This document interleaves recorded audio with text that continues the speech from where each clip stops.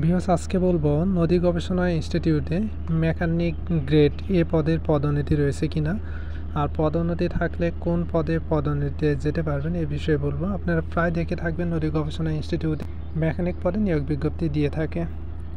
তো ভিউয়ার্স, আপনি যদি নদী গবেষণা ইনস্টিটিউটে মেকানিক গ্রেড এ পদে যোগদান করেন তাহলে অবশ্যই পদোন্নতি পাবেন। মেকানিক গ্রেড এ পদে ন্যূনতম 12 বছর সন্তোষজনকভাবে চাকরি সম্পন্ন করার মাধ্যমে আপনি মেকানিক গ্রেড এ পদ থেকে পদোন্নতি পেয়ে ফোরম্যান পদে যেতে পারবেন। অর্থাৎ নদী গবেষণা ইনস্টিটিউটে মেকানিক পদ থেকে আপনি ফোরম্যান পদে যেতে পারবেন। সেই ক্ষেত্রে আপনাকে ন্যূনতম 12 বছর সন্তোষজনকভাবে চাকরি সম্পন্ন করতে হবে। আর ফোরম্যান পদটি কিন্তু অনেক ভালো একটি পদ। তো বুঝতেই পারতেছেন যে মেকানিক গ্রেড এ পদে যদি যোগদান করেন একটা সময় গিয়ে আপনারা ফোরম্যান হতে পারবেন।